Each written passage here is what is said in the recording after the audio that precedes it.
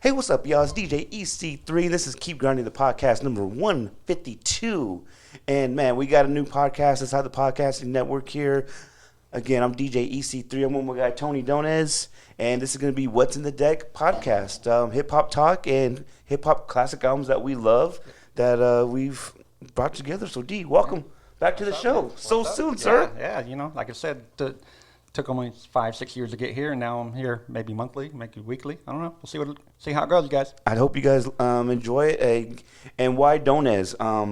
Because Donez is my hip hop sensei. I've said this before we started coaching together, before we started.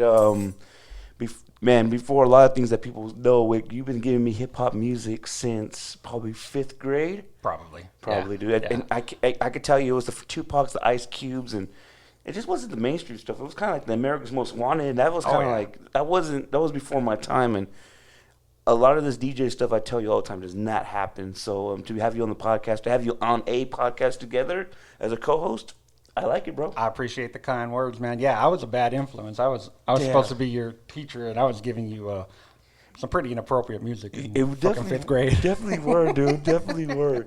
You were the man who, when 2001 came out, I got a censored version. I heard the real version. I got it from you, bro. Oh, man. That was good. But you know, it was needed because it was really started the love of hip hop. Right. And I really wanted to kind of dive into that before we hop into what's in the deck and we talk about our classic album of the day. What really got you into hip hop and why? So I really remember, like, the first I remember hearing it, and there may have been times before that. So just as we go forward, guys, like, not everything I'm going to say is, like, factually background. It's more my experience and how I remember things. So first time I remember, my brother played basketball. My dad coached the team. I was the water boy. It was like a family affair. So, I was probably 6-7 years old, and I was always the water boy. So guys on the team were always throwing music around, man. And I just remember hearing different stuff. LA Dream Team. I remember hearing LL's Dear Yvette, and just it was just different, man. Like, I grew up in a house, there was a lot of Motown, a lot of Spanish music, like cumbias, mariachi, but I'd never really heard anything like this. A lot of Motown, and then I started hearing how, like, they were using some of these Motown beats and rapping over them, and it blew my mind. And everybody's like, oh, it's just a fad, it'll pass. They thought it was gonna be like disco, man. It was gonna have its run and 10-year run and never think about it again. But it was just something that just grabbed me, man. And then as I started listening more and more, like there was some aggression behind it, and there were then you got guys taking political stances and things like that. And I was in love with all of it, man. Oh yeah, and just the beat, there was just that. There's always the beat, man. Yeah, the head just started nodding, man, and it created a monster. And I've been in like. Heavy. I've been neck deep, dude, since day one. And the collection you have, people they can never fathom that the collection is really special. And bro, just the hip hop thing has always been a thing for me. Just to get us through shit in life. It's been a lot of hip hop and just a lot of street smarts came from it, and just a lot of life lessons. And dude, just what we are now, it's helped mold me in a way that. I couldn't get that from other music, just my creativity. And people always ask, well, where do you get the inspiration from music? And the videos you cut and all this for rap videos, bro. Like when I did my wedding, like I wanted a belly entrance, you know what I mean? Like I wanted that walking in. But even when we had our run, when Irv shot that video, like bro, we get that belly intro, right? Like stuff like that. Just it's very influential in the culture now. And again, who would have thought it would have been It would have been a 10-year run, but no, this has impacted everybody wants to be a rapper. It's everywhere now. It's the biggest music out there, man. They're using it in commercials. Like, did you ever think you'd hear like rappers in commercials and stuff like that? They use Biggie stuff, like the craziest stuff, dude. And you got rappers selling cars and stuff now. It's crazy. And and now before we get into the pod, there's been times too, man. I think why we could do this, that people could be like, oh man, they kind of know what they're hip hop heads, dude. I'm sure you feel the same. I've been moved by music to tears. Absolutely. Like when Motherless came out with Killer Mike, I was like, man, that got me. And I got my nana and my mom here, but that made me feel a certain type of way. Oh, man. I hope we get to talk about Killer Mike, like Pledges to the Grind too. Like I think we should kind of keep the stuff that we could relate to. Right. And not just because, if whatever we put out here may not be a classic to you, but it means something to us. Yeah, that's what I was thinking, man. Like, this one has a significance to me because it's, and we'll get into it as we go, but like there's some stuff that's really obscure, but to us, man, it's meaningful. It takes me back to like a high school period of my life, or it takes me back to a moment, or Definitely.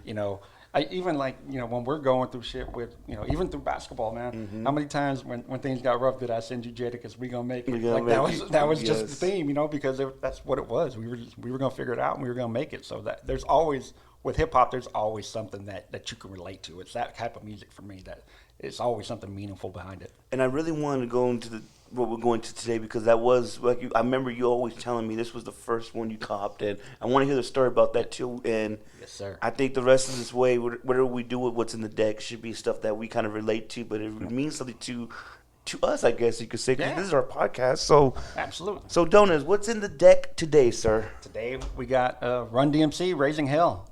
First cassette tape. That's how old I am, guys. First cassette tape I ever remember buying, like myself, man. Do you still have that? I still have it. It's somewhere in my mom's garage. It's in my mom's garage somewhere, dude. I got boxes in there that have all my old stuff, but I still have it somewhere. It's probably all faded and everything, but it's still in existence, man. So Raising Hell by Run DMC was released on May 15th, 1986. 86. 8 years old, man. Dude, and this wasn't even their first album. No. This was the third one. Okay. Third. Yep. Okay, awesome. And I guess the first question we have to ask, what makes a classic album a classic? So we're talking about this one. What was the reason, and what was your criteria, I guess you could say, for a classic album?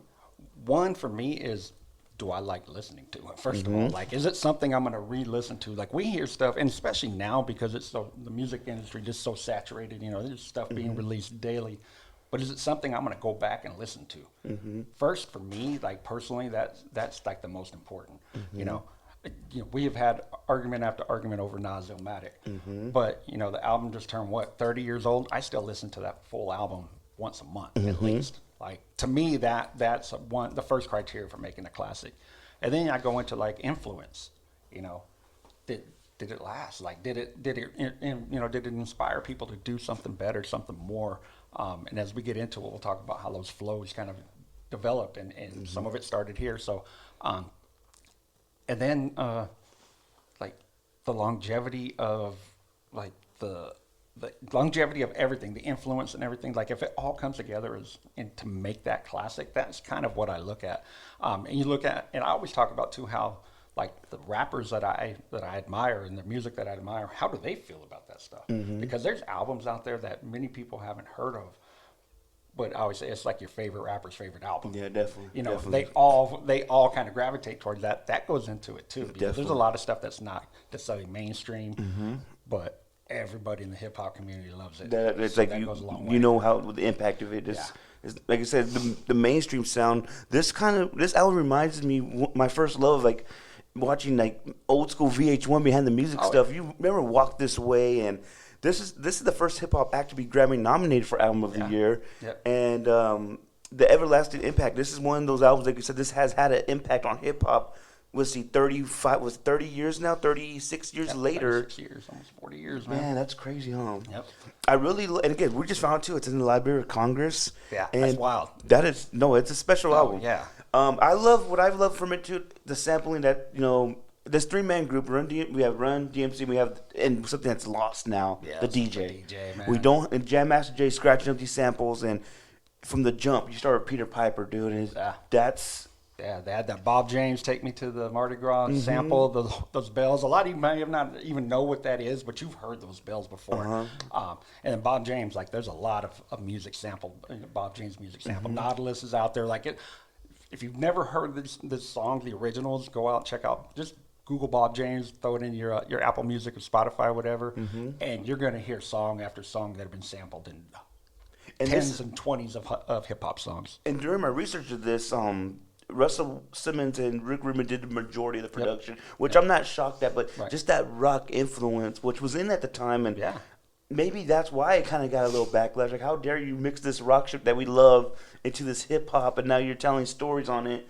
But, man, this back and forth with DMC and Run is it's duplicated at times now, but it's never going to be like, this is what started, and you hear the influence of it from... It passed all the Styles P and Jadakiss and, every great group. Yeah, Tribe did it. They'd go back and forth. But, and it wasn't really common back then other than, like, you'd get what, they called, obviously I wasn't at them, but like, the block parties in New York where you get two guys on the mic and they would just kind of flow back and forth like that. Like that's what they were doing, but it wasn't something that was like the whole country was doing. So I grew up in a small town in Southern California, right on the California-Arizona border. It was like 5,000 people there. So like we weren't getting this heavy hip hop influence. I lived in the desert, man. So everything was coming from TV and from, and we didn't have cable, like we didn't have MTV, maybe we got it right around that time, but Yeah, so it was just whatever would trickle in. And yeah, man, but to hear that and where it's come from there. And from the jump, Peter Piper they're going back and forth, and they're finishing each other's rhymes. It's not even a back and forth. I say one line, you say one line. That's what I really loved about it forever, But just listen to the last 2 weeks, it's like, man, they're really going back and forth and finishing each other's raps, and they're not bad lyricists either. Like this is before the golden age, really. Right. Like I think Rakim, I guess that's what we consider that in '88 time. This is what 1986 before this was a thing. They were saying some really dope rhymes, bro, and that's what people maybe just it's so long ago. I know that what's new is new, what's in is in. If you really go back and listen to just going for Peter Piper, that back and forth, that set the foundation for so much that was going to happen years. This is definitely a foundation album, I believe, too, man. Yeah, definitely, and like like you said, the lyrics weren't like super in depth. They may have been for the time. If we look at it now, if like somebody hears this album for the first time, like, oh yeah, they're just basic rap. Yeah. But all that was brand new at the time. Especially 86. Like it was all people were just learning about this hip hop. It was coming from New York and it was trickling its way out west, man, and we were all just learning and engrossed in it, man, because it was different. And it was still kind of that hip hop, the doobie type of stuff. That's cool too, but this was a little like when it was two guys going back and forth, and with classic songs, Peter Piper, we go, it's tricky. Is that next song? That's still here. Like when we play that at basketball games to this day. People know this stuff. It's in movies. That's the one that's in movies. It's in commercials. Like my kids know it, and part of that's because they've been raised by the hip hop head. But still, they've heard it out in their world as well. So, that longevity goes into classic shit. And the impact of the DJ scratching these samples and playing these samples, like you hear, especially with Tricky, it's just. The way that it's structured, and I can't say, I know, maybe Jam Master Jay structured, whoever structured it. The way this is structured, man, was, I don't know if they knew what the hell the impact it would have, and Tricky's one of those. The voice, and then their voices are very distinctive now. Maybe because we listen to them so much, so maybe that's why it was so contagious. The voices they have, man, the way they deliver. They were yelling on this mic too. Oh, And it's not like yelling like we yelled and it would peak. It's the way they yelled at it. Yeah. It was very special, man. And that's kind of where I was talking about that aggression came from. Like, there's songs called "Raising Hell." There's called, so they weren't just making party raps either. They were making stuff that was like, get you fired up a little bit and ready to go. So speaking of party rap, there are songs on here too, man. Like "Proud to Be Black." Yeah. And that's especially right now in the time. Still in these times, it's a revolt song. It is a standing up for your race and just kind of saying, this is who I am. Right. And that's what I didn't catch my first 20 years. I didn't really listen to the whole thing, and it was before my time, So just to hear that, I'm like, okay, this is, they were starting something too. They just weren't a party group. No, they had something to say. Yeah, you get on this album and you hear everything. You hear party raps. You hear some real stripped down just rhymes. You hear stuff that's just a drum. There's no big beat to it. It's just a drum and just them rapping over the drum. And then you get to some more political stuff like, and, Proud to Be Black, and them showing, we can do it all. Definitely. You have the rock stuff and Walk This Way. It wasn't until years later that I realized Walk This Way, they didn't change the lyrics. They're just repeating Aerosmith's lyrics, but in their own tone, in their own way. But those aren't even their lyrics. Like, that's just, but it came out in a way that was just, man, it hypnotized. And their appearance with my Adidas, and I think we all grew, if you're a hip hop head, you kind of just know, man, the Adidas, the top hats, all black, like that's Run DMC. They and that's still seen to this day. Absolutely. Like I'm rocking Adidas right now. Yeah, like cool, man, you are see that, and that's kind of like the impact right now. This album has. This is why it's a classic. There is no fillers on this. My Adidas, and then we go Walk This Way. I don't want to glance over My Adidas though. My Adidas is such a marketing before they weren't even. It's not like they were signed by these. This is before people got deals and shit. Travis Scott, Kanye, none of those dudes have this without this happening first. My Adidas, they did a show, I believe it was in Berlin or something like that, like in the mid '80s, and they did this song. They would take off one of their shoes because they wore them with no shoestrings. Yeah, I was like, no shoestrings. No shoestrings, man. You aren't running from anybody if you're yeah. rocking those. But they would take them off and hold them up. And there's I may have seen a picture or something, but supposedly there's 20, 30, 40,000 people holding their Adidas in the air while they do this song. And it's like, talk about branding. That's like that's a shoe company's dream right now to have somebody do that. And they were doing it with no deal, with they were just, this is what we rock. Yeah, this is what we are. And it was that's another song it's still to this day you hear people take concepts of it. Yeah. You know, it reminded me of too, and this is 20, 30 years later, Nike's on My Feet by Mac Miller. My Adidas has a similar, oh fuck, that's probably, I'm not saying you got it from that, but you hear that with Mac. Yeah. And there's so many, we could say rappers all day who do this, but that really popped into my mind when I'm listening to My Adidas again, like, this is where he got those Nikes on his feet. Different way of doing it, but it's the same concept of repping this brand that you just love. You're not getting sponsored by it. It's just an ode to your gear. And they may not even know. Like, they may be influenced by somebody who was influenced. You know what I mean? Like, they may not even be directly influenced by it, but it all came from a place, man. It all emanates from there. And I feel lucky that in that early '80s time, man, like I got to see it. I got to see it born. I got to see it grow. I got to see it go to a place that I didn't like. I've seen it all. It's like raising a kid, man. Like, sometimes they're a pain in the ass. Like I tell my own kids, I'll always love you, but I don't always like you. Definitely. And so that's how I feel with hip hop. Like, there's things that came from this that I love. There's things that may have come from this that I don't really care for, but everything's got a place. Yeah. Remember that ringtone era, bro? Who would have thought that music would have been that we used to always kind of like not shit on it, but it's like whatever. And now we listen to it now, it's like, man, we slept on it. Yeah. And for what we get now. Oh, it's crazy. It's crazy. Yeah. Man, it could be a ringtone song right now. You can still put it on Walk This Way. Yeah. Man, what that's still a household song. Yep. Like, everybody who loves even a little bit of hip hop, grandma knows "Walk This Way."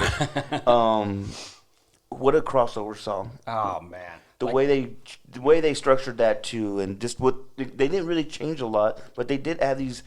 I love the rugged sound of this. The New York sound has definitely been established from this album too, and who would have thought? Just Aerosmith and Run DMC. I'm sure at the time was not the mix everybody thought it was going to be, but still matters today, man, and it still hits. I can still listen to it's crazy. I remember the video. I saw the video first, and before, some of you guys who watch MTV now for some reality star shit, like, they used to actually play music videos. It was wild. But I think I actually saw it on Friday Night Videos. There used to be a show on, I think it was ABC, NBC, something like that, called Friday Night Videos, where they would just show random videos. And the video for Walk This Way was crazy, man, because they were like, the structure of it is like Run DMC is recording in this recording studio. Aerosmith's next door. They're making too much noise for each other.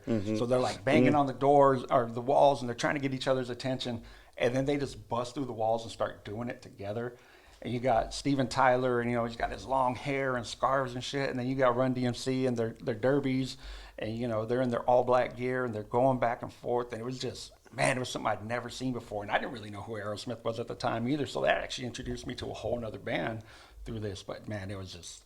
And looking at this now, dude, I noticed this Run DMC cover, right? Still used to this day by other people in different interpretations. The cultural impact that these, and I'm sure we're not saying anything that's new. Like, oh man, we just found no. The cultural impact they had on hip hop, and just the DJ. Like, of course, dude, that Run DMC logo is one of those ones. Well, I'll see a kid wearing it, and they have no idea who it is. Definitely. But they're rocking the shirt because the logo is that, just that classic. So yeah, man, it's. He's got it on right here, and I just remember here they are going back and forth, holding a microphone. Just the cords. The microphone's got a cord on it. Yeah, man. No, the way they, and again, I just can't believe the going back and forth, man. Is something that such a lost art. It's been trying to do. It's not even something that I guess people really do, but the way they did it was not even just finishing each other. It's like they know what they're thinking. That's the chemistry that Run DMC had too, man. that's why they're everlasting. It's Yep. crazy, man. Yeah, It's and you had groups that kind, Tribe did that. Dog Pound You know, did it to a certain Dog Pound extent. did it to a certain extent. You got Outkast in their prime; they would do stuff like that. Even groups like Little Brother would do that a lot. But yeah, it's just there's got to be that chemistry when you're a group. That like you said, being able to finish each other's sentences and stuff, and that's why these groups who came up together are so good together because they have that connection already. And I think from there, let me go back real fast. Let me get back here. From here, my favorite song, believe it or not, listening to it again like 4 or 5 times the last month. Yeah. Is It Live? Yes, That's Dude, that's my favorite. Once I put it on yesterday, that's my favorite cut, dude. That's hip hop. It's got those go-go drums, influence from like the DC area, where it's just, it's more of a party beat, but not really that hard-hitting, typical 808 heavy bass. It's that, more drum and bass type stuff. And yeah, man. No, that's that's probably my favorite cut from there, man. And let me see. And man, I know Run. I think Run got that run at the end when he did his show. But DMC, man, Underrated. he is that is the big boy of this group. Right. He is definitely the way he was delivering. Daryl Mack is the man, dude. Like, it's amazing to see. This is his prime, and I think I need to appreciate that more. DMC is really an MC, and the way he delivered it was. That was my favorite track so far. Yeah, I always say, like, if you like NWA, like MC Ren was that dude who could just flow. He had just that strong voice. Of course Ice Cube was who he was and Easy was who he was, but MC Ren had that like strong voice. He was like, your favorite rapper's favorite member of the group. And DMC always just came. His flow was consistent, but there was a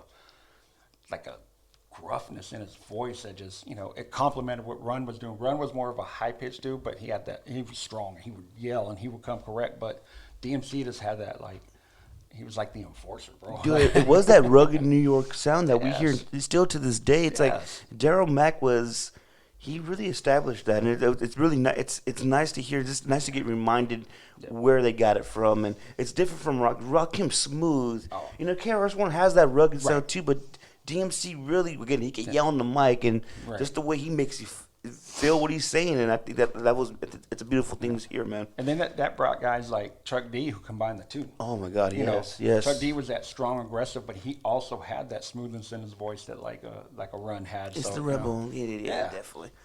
Perfection, it's a catchy tune. Stripped Down. Yeah, super stuff. It was really. It's hard to. It's like the old lunch table beats, bro. Just boom, It was very simple, I found, but it's talking about their perfection and the way, again, they going back and forth, which is a constant through this whole album. Hit It Run was another one I liked. Yep. How do you feel about that? I'm not gonna shit on anything. I don't know. Like I just.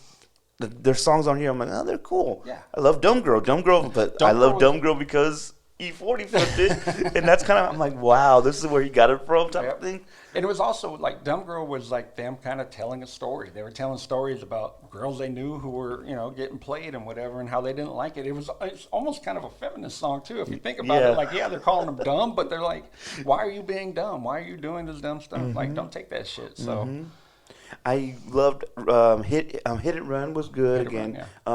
Raising Hell is one of my favorite tracks. Those rock samples.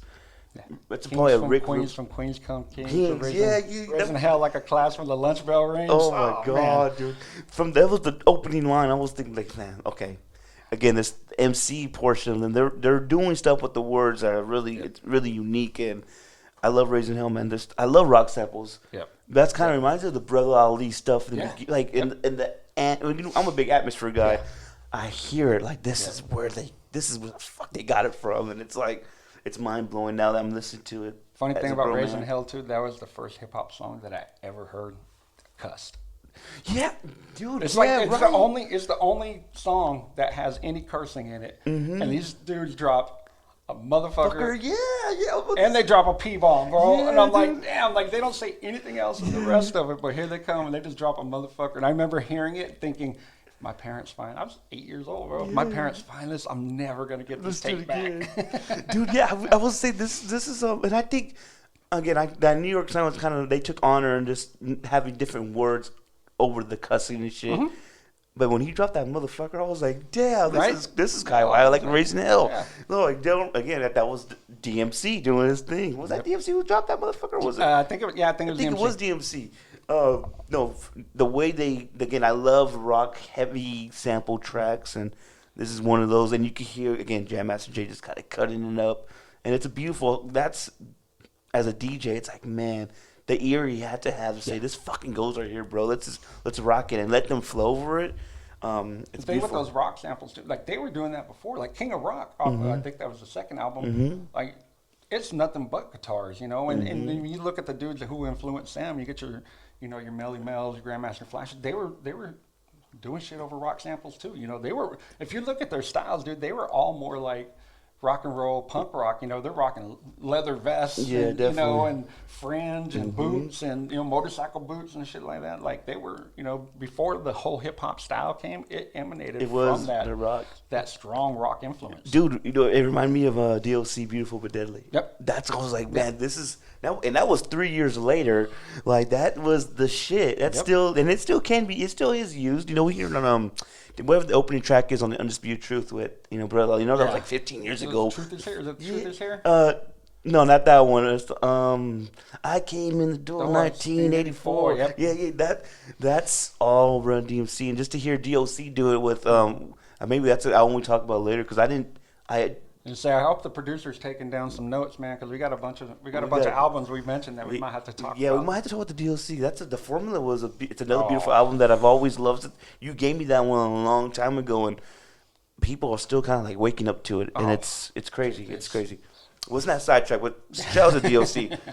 You Be Illin', another storytelling, just God, fun, dude. just cracking jokes. Classic, survived the test of time to this day. You can throw that on, and people still know what the hell that is. Yeah, and for them to go from, like you said, a Raising Hell that's strong and aggressive, heavy, heavy guitars, heavy rock sample, and then they go to You Be Illin' that's just a straight up 80s hip hop beat. And them definitely. just back and forth and off of that and having fun shows, that the complexity of what they were doing and how they were able to do different shit and just flow right into it. And then we see kind of, and at the end of the day, when we say that, oh man, this was on the Library of Congress, I could see that because they got the impact. It's still, this is my biggest thing with classics, impact. Yep. How many people have tried to do this? And You Be Illin' is just another one, dude. Like when when we first started talking about doing this podcast, I said I want to listen to it a few times. I texted you a few times, so I'm listening to it now. I could not believe every song had something. It's like, oh fuck, I hear that too. I've heard this in the last 20 years of my hip hop experience. You Be Illin' is one of those tracks too. It's like, man, did they know what they had? Like, this is a stacked album, and it's their third one. Yeah. And there's the first two are great too, and it's like we could talk about those too. Yeah. But this is the one. It's like, man, this is what I know them for. Yeah, and this is the one that kind of, at least for me and where I grew up and how, I was introduced to hip hop. This one put hip hop on the map for me. This one made it like a legit thing that I saw and could touch and was tangible for me. The other stuff I would hear here and there, and I'd hear other people playing it and I'd know it. But this was the first one that was like, this was mine. And it was something that I could like just feed off of whenever I wanted. I had my little Walkman and my little tapes and pop it in, dude. And I had my headphones on all the time. And it was this because for a while this was the only tape I had. It wasn't like I was going out buying tapes every week. How much were tapes back then? You think? Probably $60 maybe. Damn. Maybe honestly, man, you want me to remember shit from 40 years ago? Hey man, like so, why not Kicks and Caps? Right, the man is a collector. It's tiers above his hat collection with his music collection. So we should probably say at the beginning, like your music collection, and don't let the man fool you. Every Tuesday, dude, you would That was a good everything. Yeah, everything that came out. It doesn't matter if it's a damn single EP. I need that. So before Spotify, before Apple Music, before streaming, like you actually had to go buy the music and hope that it was good. Like there was no checking it out beforehand. So my thing was music dropped every Tuesday. I'd go to work Tuesday morning when I was done, hit up the warehouse, Sam Goody, whatever was available, and literally just whatever came out, I'd pick through it, and sometimes I'd take them all, sometimes I'd pick here and there. But I was just taking a chance, man. And there was a point where I was like, I had that, they call it FOMO, but it's like, like I didn't want to miss out. If there was one good song on this album, I didn't want don't to miss out on it. yeah, So I was gonna cop it. I was buying. So there's stacks and stacks, thousands of CDs in my storage. Now that we talk about that, maybe one day we'll bring out. I still got the Fat Boys mixes in my closet with volume 1 of 165. Maybe one day we'll go through that shit, bro, on the pod and just maybe we'll just throw the songs on YouTube. There's some songs on YouTube that are so hard to find now. Yeah. And They're all on my phone. I got all that stuff. Damn, man, that was a beautiful. I miss that's the type of shit I miss. Yeah. Now as a DJ though, kind of like I tell people, DJ did not ruin my love for music. Just ruined my love for shit I cannot play anymore. Right. Like, I'm listening to stuff now. Can I play this on?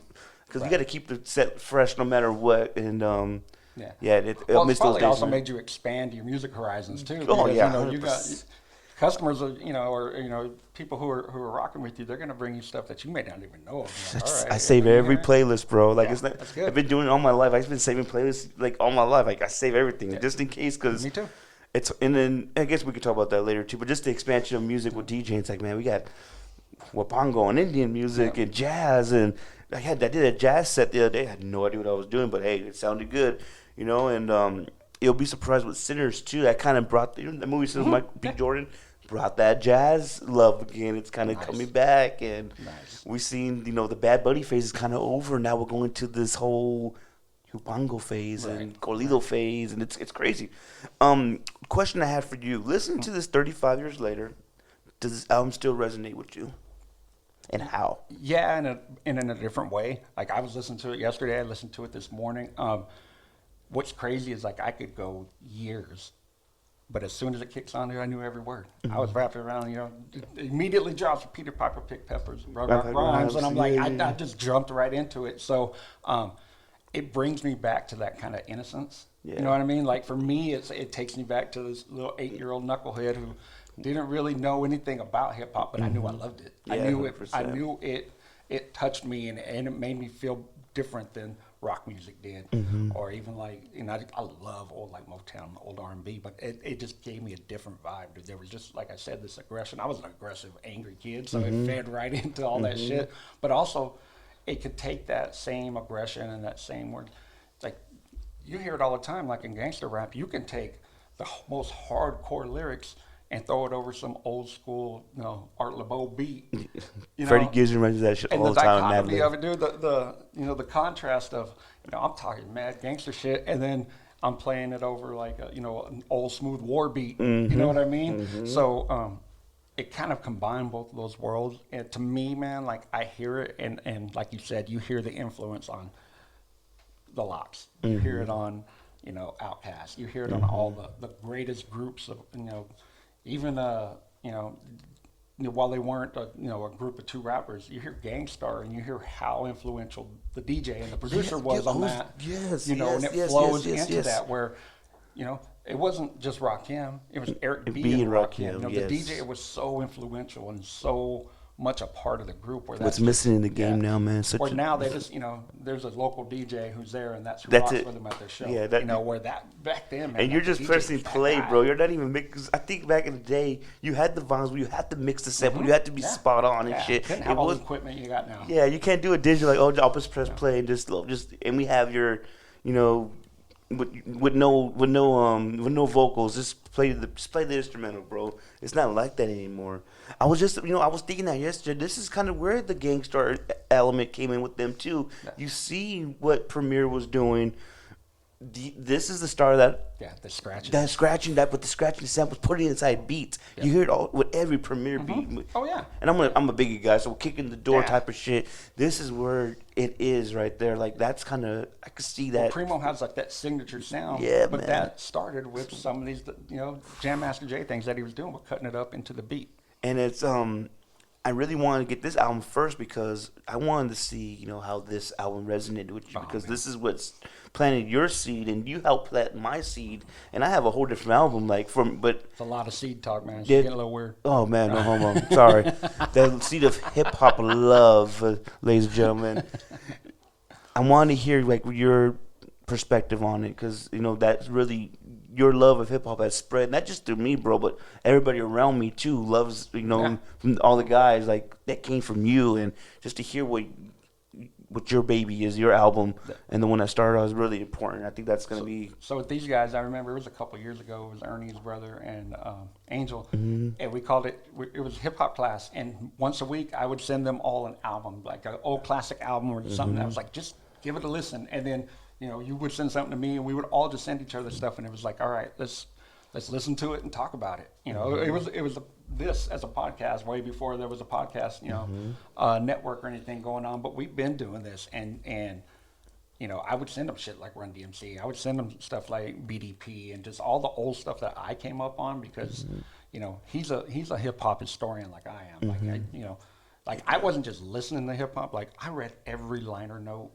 I had every episode of every issue of The Source, every issue of Double XL. Like I kept all that stuff. I read every article. I wanted to know who produced this. I knew who the engineer was. I want to know. I want to know who mixed my stuff like dude. that. I missed those Crazy days. stuff like that. So it's more than just I listened to it and like it. Like I really wanted to get engrossed in all of it, man. And it started with this. So every time I think about like my love of hip hop, I can't help but think of this album. This started it all. Started it all, and it's again just this way it sounds, the way it's put together, the samples, like, and the classic songs it has. I'm like, damn, dude, I didn't listen to Raising Hell till I was like in my late 20s, honestly, and I don't know it word for word, but I respect the art. I'm like, damn, so many have grabbed this, and so many have. It's elevated the game. Like this is one of those albums that it's not hip hop without this. Hip hop may not be where it was at if this didn't come out and have the impact that it had.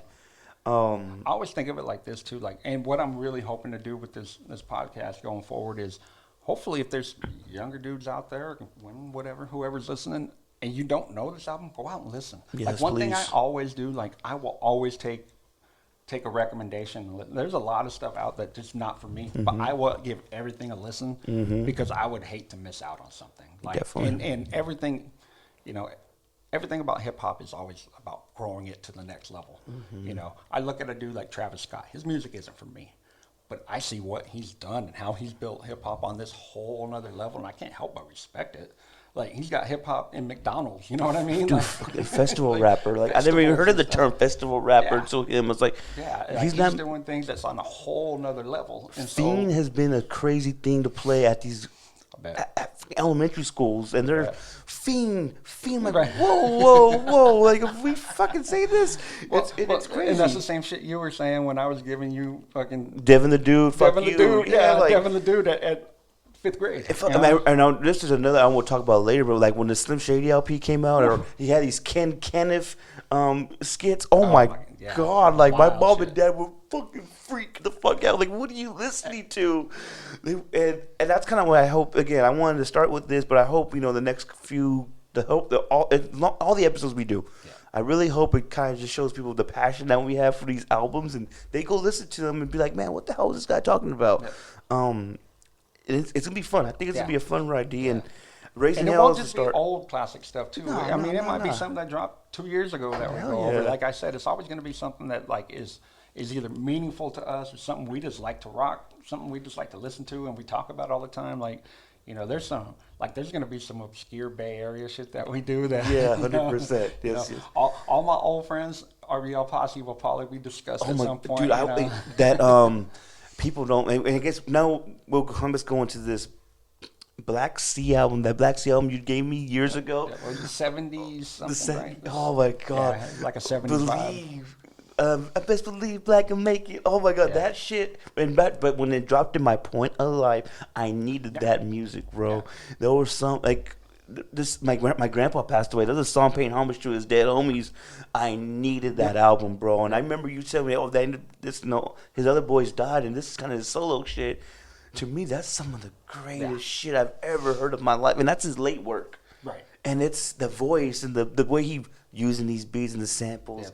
Yeah. That's one we're gonna have to discuss. Jump into a pocket, stuff like that. But that's always, if nothing, I love to push music to people is if it makes you feel something, that's when it's classic. Yeah, 100%. When it takes you back every time you hear it to a moment, a party, a feeling, like you said, like you needed that album at that time. You were going through some shit. Yeah, man. DMX Slippin', dude. Some of my lowest points, that song was the soundtrack. So, 100%.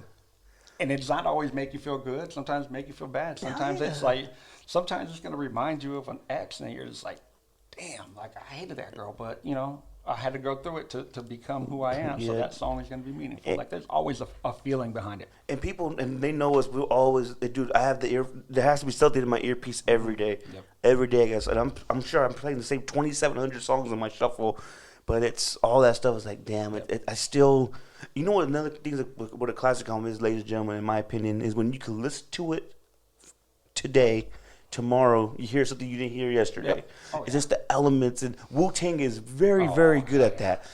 Every time you listen to it, you hear something like, oh, fuck, I listened to it 1,000 times, and I didn't notice that. Yeah.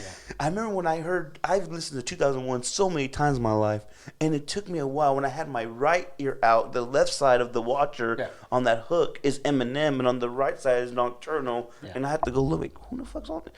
It's Nocturnal, Eminem in one voice, and then we go, I'm like, oh my God, how did I not know this? And it's crazy, man. And that's where like the technology just took it to a whole other dude. level. You can start painting shit. Oh, dude, it's wow. But no, that's that growth, man. Like it started like this is like brick. This is log cabin, bro. Yes, man. And then they started throwing some siding on it and everything, and just kind of building. But man, what these guys did was just like I said, it still resonates. You still talk to like the hip hop pioneers, and they're not going to go without mentioning. Yeah, the Raising Hell, and I'm sure it was sold on vinyl tape, and just to see looking at the stats, it was on Billboard for a while, and it's kind of, I guess we got to do just due diligence. Raising Hell, it was 3 times platinum. Wow. It was first certified platinum in July 1986, so it dropped in 86, and it didn't take long to become platinum. It did not. Let's see here. They use samples, incorporate samples more extensively, utilize the turntables to create these sample sounds. Crazy. A lot of people don't know either is that, Russell Simmons and Run, they're brothers. Yeah. So and Rick Rubin and Russell did most of the production. So everybody always assumed this was on Def Jam. It's on Profile Records. It is on Profile Records. It's on Profile. So everybody always associated them with Def Jam, which makes sense. That's his brother. And, they toured with LL, and they toured with a bunch of the Def Jam guys. But yeah, they were on Profile Records, man. And it's crazy, and okay, we're just looking at some Wikipedia shit. This saying that DMC state, this was done in 3 months. It was so quick because every rhyme was written on the road, and we had to be they practiced and polished it, and we knew what we wanted. Rick had the instrumentals, Jay was doing the music and DJ, me running the lyrics, and it was a game plan. And it's you could tell. I think we go back and forth. It has to be a little rehearsed. Oh yeah, you can't just go in the lab and just say we're gonna do this shit. It's not like you and I. We could just feed off each other. I'm sure they had that, but you could hear it. Yeah. And it's crazy. Look how they broke it down. Side 1, side 2. Oh, yeah. Like, there were sides of the tape, guys. It wasn't all just one thing. Yeah, you had crazy. to flip your shit. That's crazy. Unless you had the big money and you had the Walkman with auto reverse. Oh, that's what it was? Yeah, it would flip the sides. So the tape didn't flip, but it would just flip the tape inside, so you played the other side. Man. And it gave us pay homage to it. Number 41, the best albums of all time by Time Magazine. And Rolling Stone ranked in 123 of the 500 greatest albums of all time. And again, you could see the influence. And Chuck D says it paved so many ways for so many bands and opened the minds creatively. And you could see, again, I could imagine just opening, like, we could do, how do you do this? Yeah. And the way they did it, it's like, okay, how could I make it my own? And set the table, man. So I'm really glad we opened up with this album. Yes. Any last final thoughts on this album before we start talking about what's next? No, man, just like I said, like it's always going to be, one of my favorite albums, not even just for the music, but it's always going to be, the one that brought me into the culture. And, there's that old saying, like, you listen to rap, but you live hip hop. Like hip hop's your way of life. And that kind of, without knowing it, that's what it did for me. Like it took me from listening to rap to like being engrossed in the culture.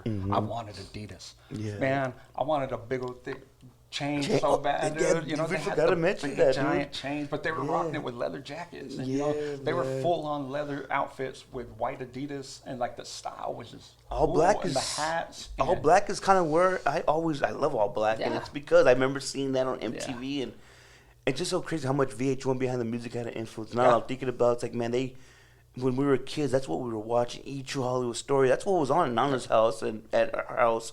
and we seen these, man. At that time, it was old, and now Yeah. what's old is new, and it's crazy to see like people are still paying homage to this. It's still they want, and it's hard to get Run DMC on a stage right now. Oh, yeah. They won't Yeah. do stuff without. I think they did maybe a couple, maybe 6-7 months ago. They did something finally, but And if I remember, I think DMC got some vocal cord issues or something like that, so it's hard for him to perform like on a regular basis. and it's crazy to think about it, man. I love Life After Death. I'm sure we'll talk about that too. It's gonna be on the list, but Pray on My Downfall. That was my introduction to DMC. I'm Yep. like, this is Run DMC. Like, oh fuck, Yep. okay, this I did not know. Like, I didn't. It was just to open the doors, dude. Like, Life After Death was kind of Ready to Die. And Left for Dead is kind of like my Raising Hell, Right. And you'll hear a lot of their voices scratched in and sampled and stuff. You hear you're jocking Jay-Z because he got a Mercedes. You know, we that's forgot about that too. that's Way it's been, Run. man, dude. You know, they just flipped it a little bit, changed the pitch, and then you went from Jockin' Jay to Jockin' Jay-Z. You know, Yeah. just, What I want to do too, I should have done it with this album. I did it with Doing the Job. Listen to that too, taking notes and just kind of, I won't forget, because that was something I really want to talk about was the dumb girl turned to the white girl with E40. There's a lot more samples on there, but Jockey and Jay-Z was, oh my god, yeah. and that's one of my favorite Jay-Z songs. That's not on an album. That's crazy. Yeah. So I guess too, what I you asked what I want to take away from this album is, if you're young, old, whatever, and never heard it, go listen to it. And you don't have to like it per se. You don't have to be like love it the way I love it, but listen and understand what it meant, and find that respect for the beginnings. No, it's because fun. that's what's important to me, man. Like knowing, we say it whether in your just in your life, with your family, whatever, don't forget where you came from. Definitely. It's big. You hear it a lot right now. Don't forget where you came from. Run DMC Raising Hell is where I came from in my hip hop life. Hell yeah. That was the start. That was the jumping off point. So go check it out. It's a weird thing just saying that, this is how you started. Dude, it planted a seed with so many, planting the hip hop seed with me, and it's just like, man, I want to have, just want to be, to keep grinding, want to be a thing, the DJ EC3 want to be a thing, the new, everything we got going on is because that seed that you planted with hip hop with me, dude, started from this. And again, that's why it was so important to start with this album, just so people could see your passion for this and our love of hip hop. And we're willing to do this at least maybe once a week, hopefully, Yeah, maybe once every 2 weeks. And if we could stack episodes on a day that we could stack episodes, let's stack episodes, because with so many, and there's so many hours too. I know we'll get through as many as we can, as long as we're blessed to do this. But if you're in the comments, drop a recommendation. Yeah, we'll definitely. We do listen that. to the people. Yeah, 100%. I think what we want to talk about, I think next week would be Common B. That's Great album. when I Great sent you that album. 20th anniversary of the people Yeah. with the studio version. studio I'd never heard it before. Yep. I know. I was waiting for Dave Chappelle's voice to come up on the front. Oh my god! But the live version is just as good. Yeah. Oh, beautiful. It's Beautiful. it's a beautiful album, and that's one of the one of the double XLs when it meant something, when they give it that double XL, I was like, Yep. holy Yep. shit! And Yep. Common B that's one of my loves. Oh yeah. That gets played a lot in my house. That's one of my wife's favorite common albums. I can't wait till he starts touring, like the 20th anniversary Yep. type of shit. But yeah, let's talk about it, man. I want to do that. I want to keep talking about albums that mean something to us, and maybe one album will be something a little bit more to me, something will mean more to you, just where it happened in our lives, and maybe we have different circumstances how it impacted us, because we do have an age gap, but you were around for these albums when they dropped. I wasn't just a kid when some of these. Right. I wasn't even alive when some of these things we're going to talk about dropped. So it's going to be real interesting, man. And then vice versa, like, when I entered a certain point in my life where it was more about, I had kids and I had more responsibilities at work. Like, I wasn't diving in every Tuesday like I used to. So that's where you played that part. And so some of those are going to be more influential to you, and I'm not going to know as much. So yeah, that's going to be the like Big Crit was that's here. the fun. Oh, Fuck! I can't wait, dude. yeah, It's gonna be fun. It's Don't gonna be even fun. get me started, dude. Yeah. That list, producer list. Oh my Work on god, it. we're gonna listen to it. DJ EC3. How you say Tony Donez Yeah, here? you can give me Tony Donez. Okay, let's do it again. DJ EC3. Tony Donez. Oh, this is where I say Tony. Yeah, shit. let's do that. Okay, go again. Okay, we go DJ EC3. Tony Donez right here. And this is What's in the Deck, Raising Hell, #1, and we out.